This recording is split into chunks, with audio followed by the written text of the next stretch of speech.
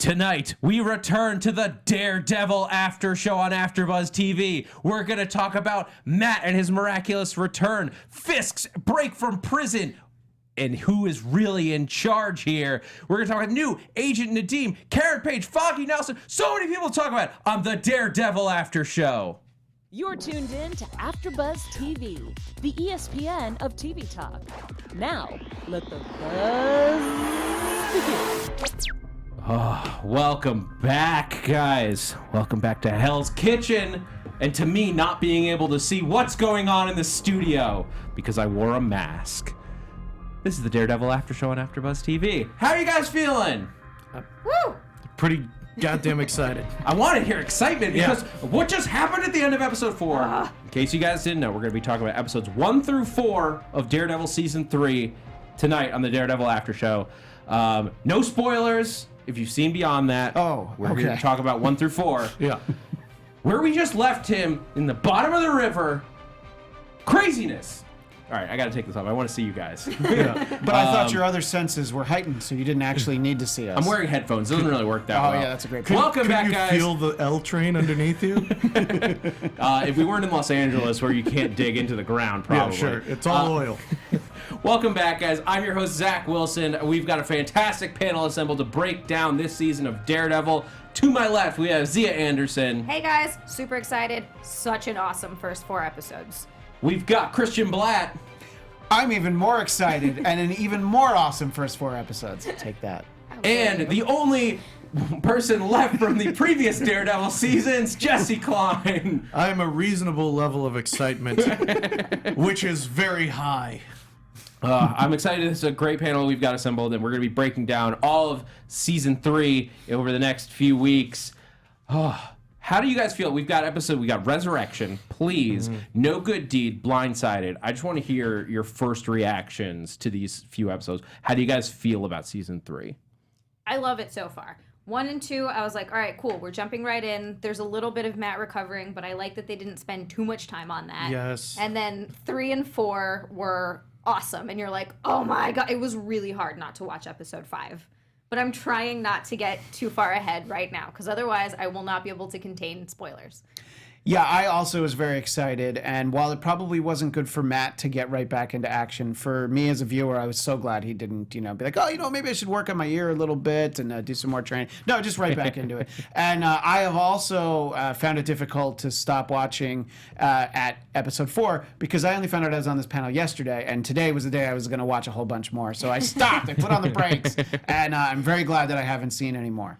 Yeah, I mean, echoes all around. Like, I really, God, it was so difficult. This has been the hardest. We've done this show now for every season, and this is, we were talking outside, this has been the hardest one to not just, let's just watch episode 5. Like, let's just do it.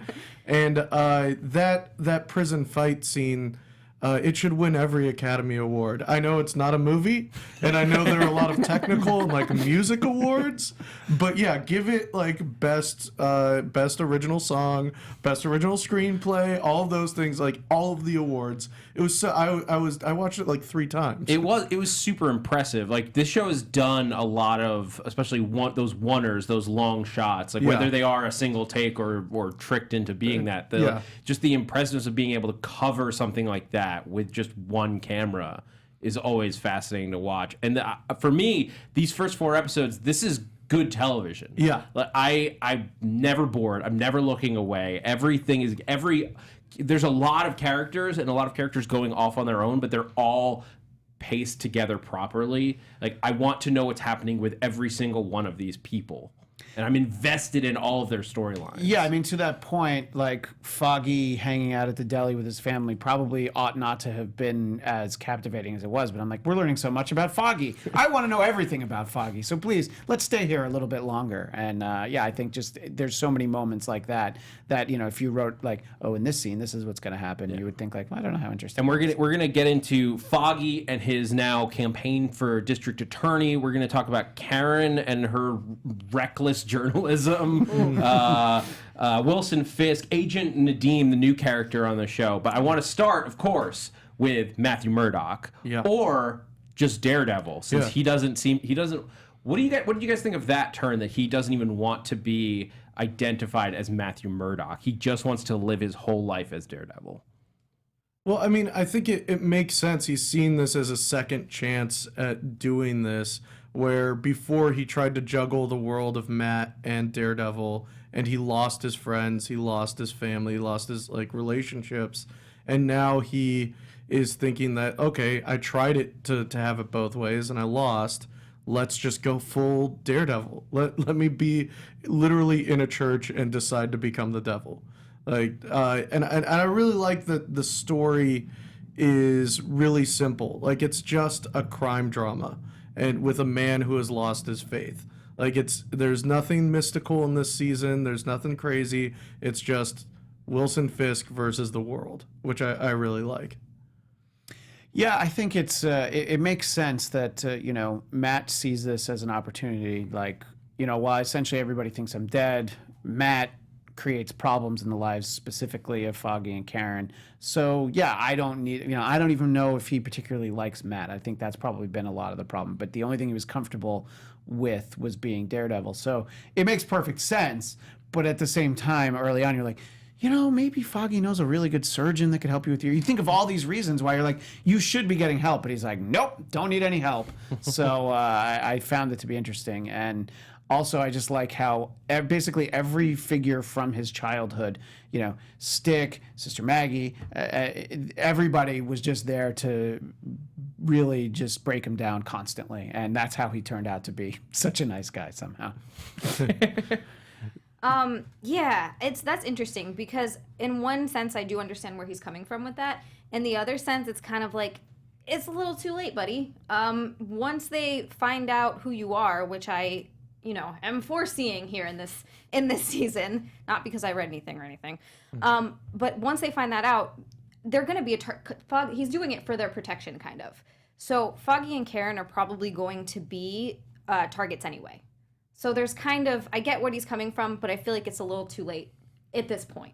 Yeah, I mean, well, once your big bad knows your identity, which Right. happened last season, Yeah. then all bets are off, on your protection, even if you're trying to live under the radar. But I think that's probably got to be part of his motivation for not wanting to go back to them. It's not just that he's shedding that identity, but it's also everyone, the worst person that could know who Daredevil is knows who Daredevil is. I forgot that happened last season. Sorry. I read the recap too, and I was like, oh yeah, Well, it's that's right. It's like Fisk isn't even angry at Daredevil. He's angry at Matt Murdock. Mm-hmm. That's because he's the one who got Vanessa up on charges and stuff like that. Vanessa. So he's not even angry at the Daredevil. He's just angry at Matt Murdock, and so. I think it kind of makes sense that he's like, okay, well, Murdock doesn't exist anymore. It's all Daredevil all the time. Yeah. Until you said that right now, I definitely didn't remember that about season 2, because as he's watching the footage, which we can talk about in a little bit, the fact that he has that footage, he's like, look at how he moves. It's like he's piecing it together. So I definitely didn't remember that from season 2. I had the exact same Yeah. thought. I was like, oh, okay, he's figuring out who he is, and this is how they're going to play this, because obviously I don't think they're going to go the Karen route. Now you but- have me doubting myself because it's been a little No, while. you might be right. No, you're probably right. That prison scene, he calls out Matt. Yeah, Okay. for sure, right? I don't know. Somebody in the chat can tell us I if we're right. rewatched Defenders to get myself Yeah. back to where's Okay. Matthew right now, but I didn't go back to season 2. Yeah. Let me jump in I with a did read comment from recaps, the but I chat. don't remember. Ivan Soto says it's very interesting that Matt never really stopped believing in God, that he was just angry at him. Yeah. that's a Which good I think point. it says a lot about the good Catholic upbringing that boy had. Well, all the best Daredevil stories for me are ones where it's Matt versus his faith and versus then a supervillain, and this one seems to be going through the same kind of story. It's one of those things that makes Daredevil a unique character, because we've seen countless heroes that go up against someone stronger than them, the same person, but just evil, Yeah. or those kinds of battles we're used to. But it's when you have to deal with Spider-Man fighting against not just something a bad guy, but a bad guy that is close to him. Yeah. It gets interesting. Or you have someone like I don't know what another good example would be, but somebody fighting something internal is far more interesting than fighting an exterior bad guy, at least as a character drama, which is what these Netflix series have excelled at, is being character dramas with a superhero angle. Captain America versus Punisher. And I mean, I would say like a good example from comics, at least, is Wolverine is always fighting, an internal struggle against, the fact that every ounce of his fiber wants to just, murder 130 people. By the way, Seb Russ in the chat says that he suspected in season 2, but he wasn't sure that Matt was Daredevil until this season. But that's one person's confirmation. So let us know if we're gonna get chewed up. We're gonna get eaten alive by the comments later. I opened myself up. You don't. Hey, it's not Zach's fault he didn't see. Regardless, it's. I think it's interesting that Fisk doesn't really care about the Daredevil. Just cares about Matt. Yeah. Because he's so single-minded right now. That there are so many layers on his planning going through that it's like he like Daredevil's inconsequential to him. It's about he's getting Vanessa back. Yeah. What did you guys think? Going back just to Matt's story about the suicide attempt, like, and it was that at the end of the day, like he basically kneeled down and asked someone to kill him. Yeah, is what happened. That's a pretty dark turn even for Daredevil. I think it's because at that point he thought that he had lost everything because his hearing wasn't 100%. He didn't know if it was going to come back, even though Maggie was like, hello, you probably just have swelling in your brain. Calm down, please. But, he's Matt. He can't do that. So I think it was a lot maybe had to do with that and the fact that he lost everything. He realized he couldn't go back to, at that point, I suppose he realized he couldn't go back to Foggy and Karen and his regular life, and he might have also lost Daredevil. So what did he have left to live for? Yeah, Matt needs to be... Matt, a building fell on you yesterday. You're not going to be 100% for a little while. And also, I think wrapped up in some of that is this idea that Elektra is dead. So he's like, well, I really don't deserve to be alive. And everything that Xia said, like, I'm not whole because there's something wrong. I can't be Daredevil. So you know what? Just kill me. So I think that it goes right back to the good old-fashioned Catholic guilt that was built up inside of him. And I think it's also he's kind of dealing with an addiction to the feeling of being that superhero, and like the fact that if he can't get to that level, if he can't be the savior, then what is he even doing? Yeah, especially feeling, and he feels like he has a Job complex where he's the most pious man, and there is a certain sense of like he's really inflating his own like self-importance at that point. Like he's a good guy. He's like fighting the good fight that like a lot of people would turn away from. But like he's like, I'm God's most loyal servant, and he's turned his back on me. Well, I think I didn't interpret that as him saying that he was God's most. I think he was. Or that he tried to be. I think it was that he tried to be, and that the reward for being God's most loyal servant is you will be ignored. Is basically kind of his idea, and that he almost has a comedian from The Watchmen kind of take on it, where it's like it's God's joke, is that faith is to be rewarded, where it's only punished. Yeah. No, it's very interesting. I want to talk about the flashbacks. Yeah, sure. Sorry if we're like moving at a quick pace. We got a lot to cover and not a ton of time. Because there were two big flashbacks, at least that like stood out to me for Matt in this. Because we got the we got Kid Matt, which that's just an adorable scene where it's little Matt who's getting in trouble for fighting. This little blind kid is like, gotta stop fighting. What do you guys think of that one? Just like. Well, what I like is sort of the moment where, none of the other kids will admit to the fact that they got beaten up by the blind kid, and he mentions that to Father Lantham, it's like, well, did any of the, he's almost like, oh, did any of them tell you I did it? Because he's like, I guess I'm going to have to kick some more asses. So I thought it just says so much about, obviously at that point in his life, he'd been through so much.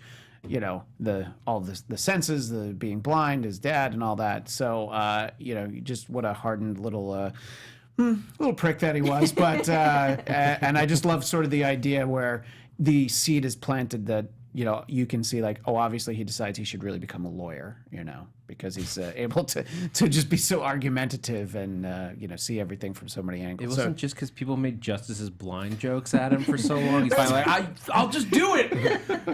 Fine, I won't be an airline pilot. Do you guys think that it is leading towards any big backstory stuff? I mean, like we've got that. I don't want to give spoilers here. They're very clearly there's a very clear little hint there at the top when the nuns are all like addressing him and they're like, we got to call the police. We got to call the police. This is Jack Murdoch's kid. Mm-hmm. Change of plans. Mm-hmm. Because his mom's. Can we? I don't know how much we want to say. I don't want to spoil anything. Well, for I mean, people. honestly, I think we should stick to things that we've seen on screen in the 4 episodes that we're talking about. All right. And this is from somebody who did the Iron Fist after show and had watched all 10, and it was a struggle to not blurt out that awesome ending. But anyway, so I think we really should stick to it. All right, that's fair. But let's talk about the flashback of Karen. Which was basically like it was between seasons 1 and 2, a scene that we never got because we ended that show on the reveal of I am Daredevil. Yeah, I thought it was really well shot. I liked how at first you weren't sure if it was happening now or then, and that it kind of held your hand through that, and it was a really good way of showing and not telling how Karen is feeling. Like we got to see everything she's going through. Just in a single flashback, and we're like, this is how she feels right now. She might be feeling betrayed, she might be angry, but she also really misses Matt, which I think in season 2, a lot of times there were times where like people were angry at Matt, and we're like, come on, don't be angry at Matt, like so, and Defenders as well, like so. I think it was a good way of kind of bridging that friend gap and getting that relationship back to where we thought it should be.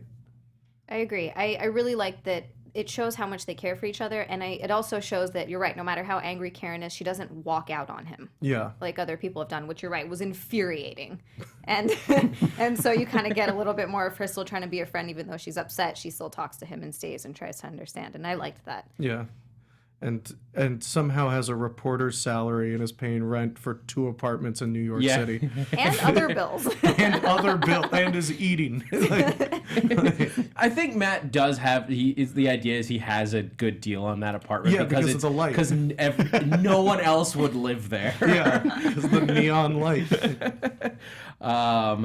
And it's supposed to be like the old school Hell's Kitchen prices because the city like got all messed up following the incident. The incident. Yes. I'm sorry, that's how we have to refer to it as the incident. This is the Netflix world. Yeah. No Avengers. Yeah, just the incident. No, there are Avengers. We're allowed to say their name once a season, maybe. Sure. That's true. Yeah, what do I look like? A Thor? We have to be a little more vague than just saying Thor. What do I look like? The lightning guy? Yeah, sure. Costco presents the Avengers. What do I look like? Kirkland America? Oh dear God! I would love to see that costume. You probably have seen it. It looks just like the water bottle. Yeah. Let's jump to episode 4, just to finish talking about Matt, because like we talked a little bit about that prison riot sequence. Damn. Matt, like, what do you guys think of his plan? Like, Christian, what did you think of his idea to like go in as Foggy? Mm-hmm. Like, at least he was like. One, I don't think it would have worked if apparently Wilson Fisk had like set this all up. Yeah, so the first part where he wants to, basically lean on that guy to like, I want to meet this guy, and when that didn't work out, that's the part where, even your costume vigilante usually would be like, all right, let me go home and come up with a better plan, instead of like, well, now I got to break into the prison. And, it wasn't a huge problem, but it was one of those things. I'm like, for a guy under house arrest, Wilson Fisk sure has unfettered access to all these cameras, being able to talk, and and maybe that's something that's in episodes that I haven't seen yet. But I was just like, oh, so right away he's just up to his old tricks. I was glad that they were able to interact because it was enjoyable, but I definitely spent a little time thinking about like, somebody, you know, I mean, especially like Dex, you feel like is kind of a you know, by the numbers sort of guy who would be like, what are you doing? Who are you talking to? I'm going to have to take your laptop away. I have to imagine it's only that was happening when his lawyers were present, because Right. that's the That's time fair. when they can come in and demand that all the electronics be turned, all the monitoring equipment be turned off. I'm, by the way, excited to see his legal team in you know, that the lawyer from Luke Cage, whose name I just blanked on. Donovan? Yeah, is that him? Is that it? Yeah. Same guy. Yeah, He's yeah, been yeah. floating around. Yeah. So I'm glad that he knows. He's like, I'm gonna represent all the scumbags in the Marvel universe. Yeah, I mean, the setup was really interesting because we kept on thinking it was the other gang, the Albanians. And then when it's the turnaround and it's Fisk, you're like, oh, that's right. That's why he was so menacing in the first season. Like, you completely forgot. The reason why he was menacing in the first season wasn't because he was very strong and, like, you know, slammed a dude's head into a car door a billion times. He was menacing because he always seemed like he was several steps ahead of everyone. And he was vicious when he was several steps ahead of everyone. He was several steps ahead to destroy people. And, like, yeah, he basically set up this entire prison as a Halloween haunted house for Matt Murdock to use his punch magic to get through. Like, he's the sorcerer supreme of punches, is what Matt Murdock is. Like, That is, we need to quote that. That's going to be on like Matt's like variety review. yeah, I mean, the thing is, like, I talk a lot about fight choreography. I love how his style has changed over the seasons. And, like, in this season, he's still super hurt. So, like, a lot of his style is him on the ground, just kicking people's legs and then punching them while they're also on the ground. We're not seeing the cool flippy kick thing in this season at all. It is very brutal. It's very, like, just get out of my way. I'm slamming your head into a wall until you stop trying to hit me. It's dirty. It's desperate. Yeah. It's like whatever you can manage. It's not like these are the tricks that I learned through Stick's teaching. Like, I do miss the flippy kick. Sure. The like I'm gonna flip over in the air and come down with the heel of my boot into your face. Yeah, absolutely. It was his signature move for Yeah. years. You can't do it anymore. Now his Hoping we get signature more of move is just slamming a head into a wall. Well, and also the realization anytime that there is either a billy club or something similar to it that he's going to be able to use. Yeah. You can always see he's like, oh, great. You know, so he has to do that little snap thing so that he can actually hear things sometimes. And he's like, oh, okay, now I know how to get my way out of this. I'm going to just, you know, use this syringe against the guy that is coming after me. Yeah, seeing him throw anything is always cool. It's very much like when you think about the panel of Daredevil fights and then seeing it. Like in Daredevil comics, he's a bit more fancy, and it's a lot of like swinging in the ceiling and like kicking a guy with both his feet in like a very kind of like dashing way. And it's very cool to see how kinetic these fights are. Yeah. And that prison fight was just intense, and it was great, and it had so many levels to it because he was trying to figure out what was going on, and then the Albanians came and counter-offered him, and he was like, okay, yeah, get me out of this prison, please. But to your point, like, and like, we'll just transition over to talk about Fisk because, like, Yeah. this is it was like a wake up call to like Fisk isn't the back, like he's not just like sitting in a holding cell like waiting to get free. Like this is a man who is secretly running the show. He manipulated every step of the way. He got a guy to stab him. Yeah. Like, in order to put this whole thing into motion, he had backup plans to backup plans because there's no way he thought that they were going to get Matt in the medical office. Yeah. But they also had a driver waiting outside in case he made it out, which he did. And now I'm wondering, did he plan on him getting out? Like, was that just like part of the thing? Like, were the guards in on it? Because otherwise, like, they were on lockdown and they let him out. Yeah. And they were Which was trying to surprising. stop him before as well. That was the man I mean, I guess that those must have been Fisk's guards, so maybe it really was half-half. And they had half of Fisk's guards trying to kill him, and the other half being like, well, maybe let's get this guy Well, yeah, out I of think here. the other half were the Yeah. Albanian guards. The thing about that prison is clearly everybody's on the take. There's probably like BMWs in the parking lot, and nobody thinks twice about it. So, yeah, because there were a couple of those. But once you realize, like, oh no, literally everybody's working for somebody else. Just Matt There's like one guard. Yeah, it's just like, wait a minute, is everyone on the take? people, let's be reasonable. Let's do our jobs, Pulls okay? up in his Hyundai. Why did no one want to bribe me? Good at my job. I would have taken a bribe. I would have taken it so quickly.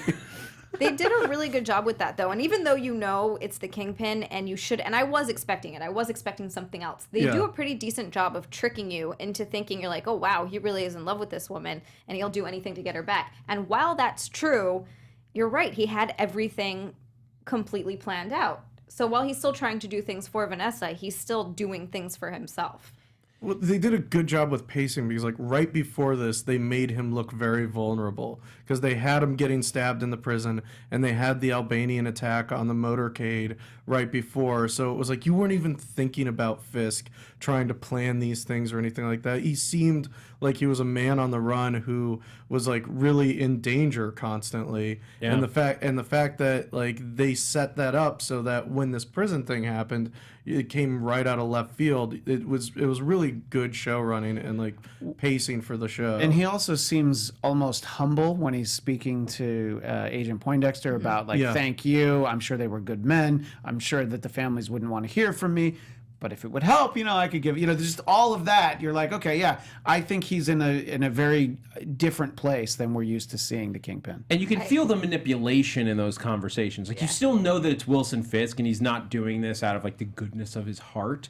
But it doesn't feel like he has the same reach that he once had. It feels like he is cooperating. Like, Jesse, like you said, that he is vulnerable. Like, he could be hurt in these circumstances. Like, he's just like he's like fighting from the ground up, but it's just like he's like he's like in charge, but even on his back, like he still is running this game. Well, the thing that makes the Kingpin dangerous is that he seems like a reasonable man, and everyone expects him to be reasonable, and he is, until he decides he's not, and then he's hitting someone with a hammer as a child.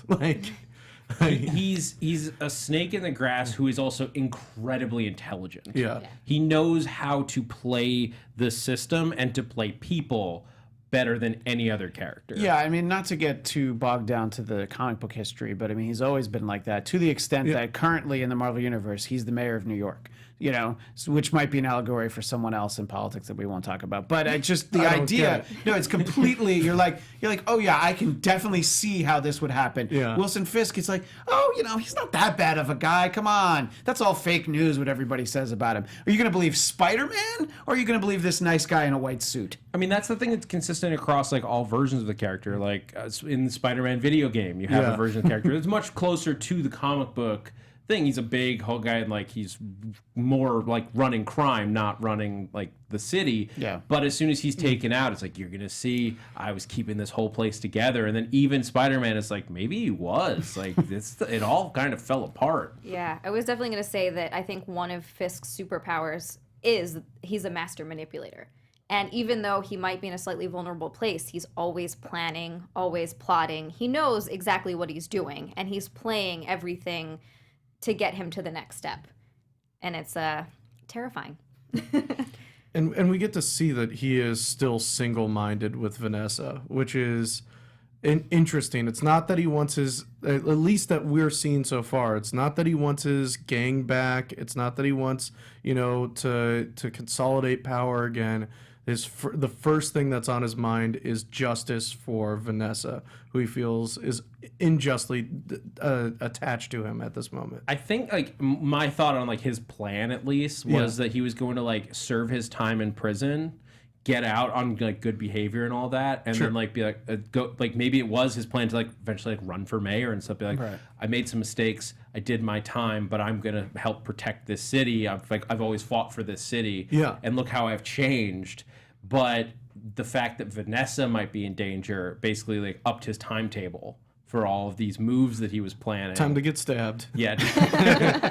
Yeah, I mean, it says a lot about the character that how much he was motivated by that. And I know we should probably move on, but I just want to mention really fast that how much I like the device of Matt talking to a Fisk that isn't there, just because it gives us more of the two of them on screen. But I just think it makes, I think it really works. Sometimes things like that might not work as well, but I'm really enjoying that interaction. They use it sparingly. It's only that quick, a quick scene, just enough to like make Fisk scary. Yeah, they did it in Jessica Jones as well with the Purple Man, and I think it does work to kind of have your antagonist always be present, even if they're not actually there.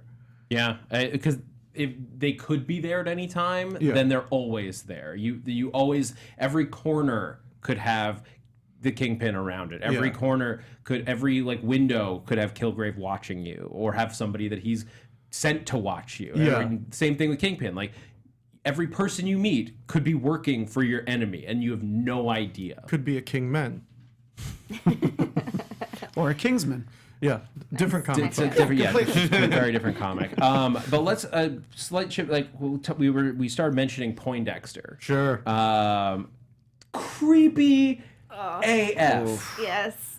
It's interesting because they almost make him out to be they trick you with this again, or maybe it's just me. I don't know. The blonde is coming through. They trick you into thinking that he's a semi-normal guy until the pizza scene. That was the best like reversal of like, oh, okay, so maybe he's like on like the good path. Like he's a violent guy, but like we've seen those people be good before. Yeah. But nothing that happens in the pizza scene is actually a lie. That is a woman that she is eating pizza. He's eating pizza. They talk about their days. Yeah, exactly. And sure, he's watching her through binoculars, and you find out a little later he's got a picture of her in a frame that goes crooked. But yeah, just his OCD, everything about him. You're like Xia said, you're just like, oh yeah, no, okay, I get this guy. Oh no, I don't know anything about him. Yeah, really quickly you realize, Yeah, I mean, they're playing the slow game with us, and I love it. Like, I love that they're playing the slow game. I still, we get those ricochet shots in there. Oh, those were that. And again, I rewatched that like 3 or 4 times too. And without spoiling, like the comic book fans know who it is at this point, because they've given us they gave us enough with the ricochet shots. Like, it was like instantly we know who this is. I won't spoil it for people who are watching the it's series for through. Bush, man. but it's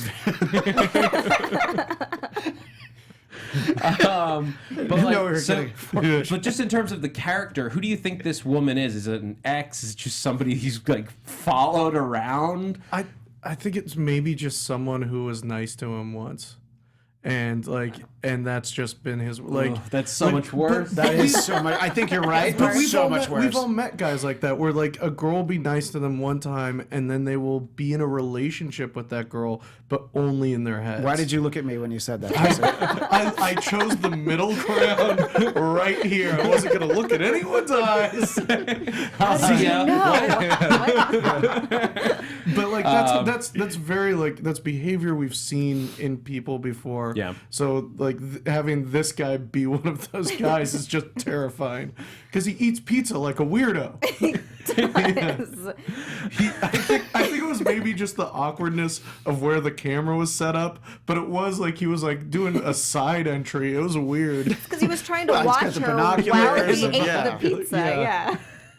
Takes some skill, And also, if you're gonna fold the pizza, you put a napkin at the back, so if the grease drips, you don't get it all over your hand. You just get greasy and you deal with it. Okay. That's how you get in the FBI. Do you guys think that he's like, is he ready to flip at this moment? Like Fisk just basically, that was another creepy moment with Fisk when he lies to the FBI on Poindexter's behalf and then stares at him through the camera. Was amazing. Yeah. Not even live, but knows that he's going to watch that tape. Because he knows he's that good. Yeah. That he's going to know, and he's going to get in there, and he's going to watch it. Yeah. I love that. I don't know if he's like, I don't think he really can be flipped. I think it seems like what we're getting from Poindexter's philosophy is like everything he does, he thinks he's doing the right thing.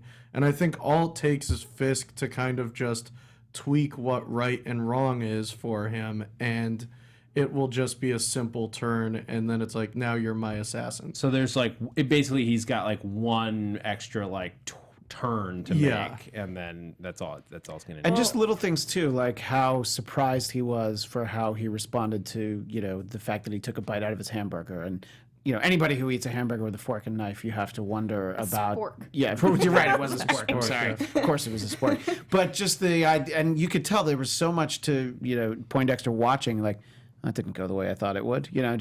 So there's a lot for him to think about when it comes to Fisk, I think. Right. And they're also hinting a lot when they keep saying things like, I think you're right. I think he's just going to kind of manipulate him into it, and he's going to think he's doing the right thing, because he keeps saying things like, if I was wearing a mask, I would be being celebrated for doing what I did, but instead I'm in the middle of an investigation. And Fisk is kind of playing on that because he knows that he can just sort of weasel his way in there, and he's a conflicted man. And I feel like Fisk can see that. Yeah. What color mask would you like? I have some ideas. Right. And I mean, I can see is like Black, basically white, maybe not. I can see how that manipulation is gonna go, where it's like, we're gonna take down the devil of Hell's Kitchen. Yeah. He's getting the glory that you deserve, so help me stop him. Yeah, absolutely. It's all right there. And then we've got like Nadeem, who is like who's a good FBI agent, but also really feckless, which is interesting. Like, it's interesting to see someone who is really good at their job not be able to get anything done. Which Like, I feel like is true in so many instances and jobs just everywhere. It seems to happen a lot just because of financial issues. Yeah. And I like the way they set that up, because I thought that Nadeem was going to be This person. Thank you. And was like, okay, interesting. So this is because they kind of present him that way, and then obviously not. But yeah, it is interesting because he's not only he's a good FBI agent, he's a good man. Yeah. Yeah, it's like all of the logic for moving Fisk is like, again, we always talk about the morality in these shows, but he's like, yes, Fisk is a cop killer, he's a bad guy, but in one like information dump, they got the Albanian gang and like thousands of cop killers and hundreds of murders or whatever, and like all of these corrupt politicians, all of these corrupt cops, stuff like that. And it's like, do you work with the devil to get rid of other devils? Yeah. Well, because if Fisk is, say he's, the 10% of crime, we'll say, in Hell's Kitchen City or whatever, and he can give you the 90% of crime, then it's like, well, yeah. But but with the problem with Wilson Fisk is that there's now a 90% like vacancy, and he's gonna just expand his 10% right into that. Which leads us to the need to investigate him and potentially stop him, which is what Karen and Foggy are up to, which we'll talk about in just a second after a quick word from AfterBuzz TV about how you can help the studio in a big way. Yeah, AfterBuzzers. Our network produces after shows for nearly all of your favorite TV shows. Seriously, all of them. From dramas, reality TV, sci-fi, and more, there is no network that works harder to serve television fans. But we need your help. We're asking that you please subscribe to one or more of our YouTube channels. By subscribing to our channel, YouTube will suggest content that is tailor-made for you, and you'll help AfterBuzz continue to grow. So hit that subscribe button now for this channel and check out our other AfterBuzz YouTube channels as well. If you're worried about pesky notifications, don't be. They're optional. You can turn them off.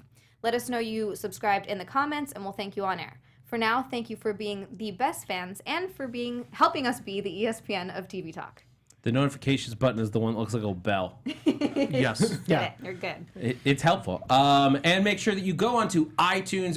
Hitting us with a rating and a review is a great way to help other people find the show. So if you're enjoying what you're watching, hitting a review is not just there to help us, it's to help other Daredevil fans find this content. We appreciate it. Let's talk about Foggy first. Let's start with Karen. Okay. Karen. Ladies first. Yeah.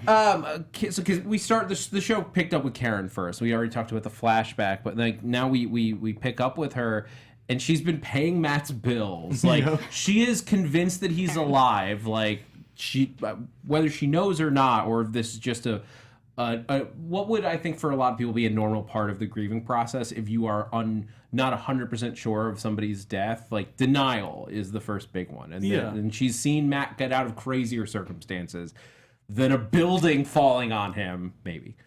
What did you guys think of Karen in these episodes? Real quick, because we don't have a ton of time. I mean, I love just the character development just within the first 4 episodes, because she goes from, you're right, denial and not giving up hope for Matt and paying his bills because, they didn't find a body. So that does make perfect sense. And he is Matt. So I 100% get where she's coming from. And also, we're not talking about Foggy yet. But I love that we see her go from that to when she finds out and she becomes a reckless mess, which I understand. But I found myself yelling at the TV screen a little bit. I was like, Karen, what are you doing? Like, calm down. Don't go to her house. She said she'd see you tomorrow. Yeah, like it can wait, but she has this crazy energy and this crazy, I can't think of the word I'm trying to think of. Anyway, this crazy, she's very determined. Yeah. If Karen has a superpower, it's that she is never going to give up. Yeah. And despite everything, and like that's it. Like she just, maybe it's not the smartest move, maybe it's not the most best timed move, but she's going to investigate because that's what Karen does. Maybe it's not following any kind of journalistic ethics. Maybe there's no journalistic ethics involved. That's the one thing. Like Karen, like she sort of fell into her career as a journalist, but she needs to go take a basic ethics course in journalism because like that's been her consistent line with her. Like she seems to be great at investigation, but she has no idea that when she's like clearly not the person to tackle this. Like her editor is right. Like she should not be writing a piece on Wilson Fisk. It's an amazingly clear bias. And she never should have written a word about Frank Castle, from the point that he saved her life. Unless you write it as an opinion piece, as like a point of view, like I was involved in this. Yes. But from the moment that she meets with the Real Housewife or whatever made up show they called it, and she's like, what other guy? You just see like the crazy in her eyes, and it never goes away, at least not for these 4 episodes. Frantic, I think that's the word I was looking for. She's gotten very frantic. Yeah. The one thing I want to ask, do you guys think that because she's so bent on this idea that Matt is alive, that he's coming back, and she's doing all this stuff, is it love that is driving her? Like, is it a like romantic relationship to Matt that is driving that, or do you think it's more of if it's an honor base, like because he has saved her life so many times, or just friendship? Like, what do you think is really driving all of that? Like, so to the extreme extent that she is going to deny that he is dead. I don't know if it's romantic. I think it could very easily just be like this friend group is so close that if Foggy were in a some sort of building collapse, she would have the same kind of reaction. Like I think it's this kind of thing where it's like the 3 of them built up this little mom and pop lawyer shop, and like it's kind of her family unit. And, like, these are the people that she cares about. It could lead into romantic love, but, like, right now I think it's just, like, she is determined to make sure, like, if Matt's dead, she needs to know. I think it's also she just believes in the cause. She thinks it's important that Daredevil is around. So if the idea that he might be around, she just can't let go. And again, this is it's a strange world that we live in where she's met multiple people who are basically invulnerable, a guy with a glowing fist and, and all of this stuff, people who come back from the dead. So she's just like, yeah, this is what happens. People don't really stay dead. And it just wouldn't make sense to her that Matt could have died then. See, I think it's a little bit of both. I think it's mostly that, but I think that there's a little bit of that romantic love in there, just because of I believe season 2, they came very close, and then Elektra showed back up, and obviously that didn't happen. And I think that there might still be some of that there for her. Yeah. There's definitely. I think they're going to push that possibility based on they brought it up again, especially in the flashback, like their potential relationship, and that was such a big part of season 2 was the idea of like Matt was choosing he was choosing between 2 lives and 2 romantic partners that you can't have it all. You have to pick one side, and both come with an amazing, beautiful woman. But you got picked. You got picked, Matt. Always pick the Greek. What? We did. You do get. We did get a little bit more about Karen's backstory here when we find out that she reveals this whole story about her being accused of her brother's death. Yeah. And that she basically had to leave because everyone thought, based on rumor, that she had killed her brother. I think this is a really cool turn for the character. Like, it's not. The comic version of Karen Page has a dark backstory. Yeah. Absolutely. But we don't need to have that exact thing. I think that this was a great, we don't need the, sick, what was she? She was a porn star addicted to heroin and then she got AIDS. Well, whatever. I think what it does, ignoring the comic book version, I think what it does is it kind of explains her kind of dogged determination for finding the truth. Yeah. Is because she's been burned by untruths, or lies as we should call them, but in the modern day it's untruths.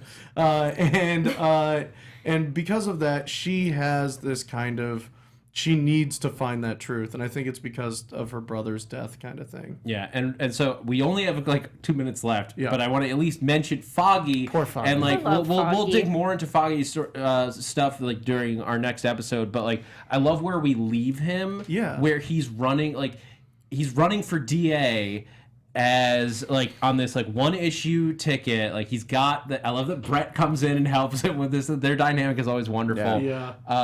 But I think. Do you guys think this is do you think he has a shot? Is he gonna accidentally win the district attorney job?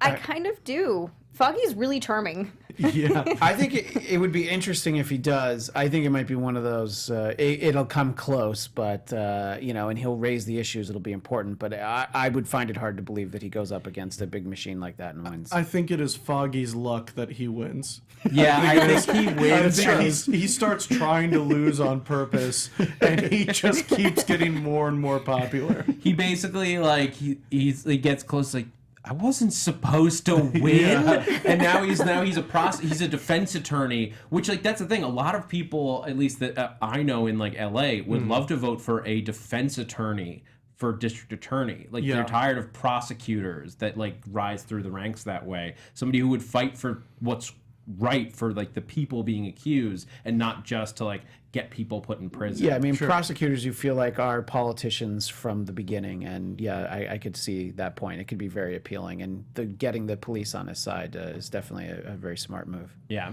but that's gonna do it for the Daredevil After Show, first one of season 3. Thank you all so much for joining us.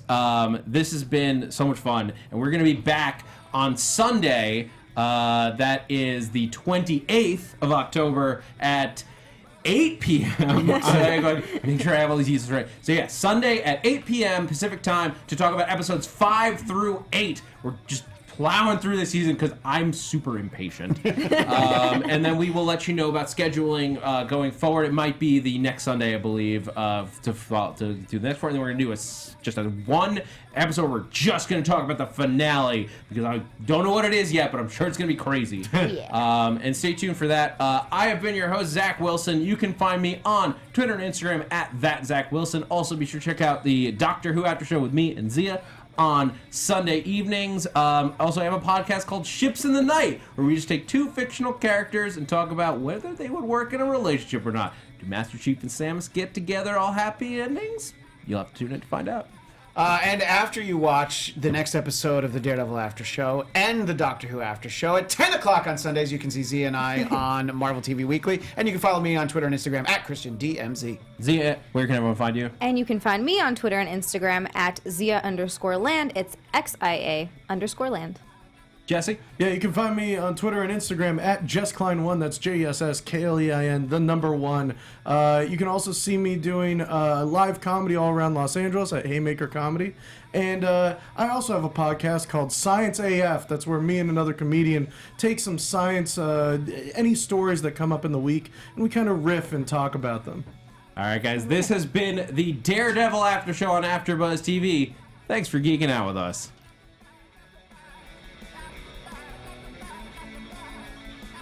Our founder, Kevin Undergaro, Phil Svitek, and me, Maria Menounos, would like to thank you for tuning in to AfterBuzz TV. Remember, we're not just the first, we're the biggest in the world, and we're the only destination for all your favorite TV shows. Whatever you crave, we've got it. So go to AfterBuzzTV.com and check out our lineup. Buzz you later. The views expressed herein are those of the hosts only and do not necessarily reflect the views of AfterBuzz TV or its owners or principals.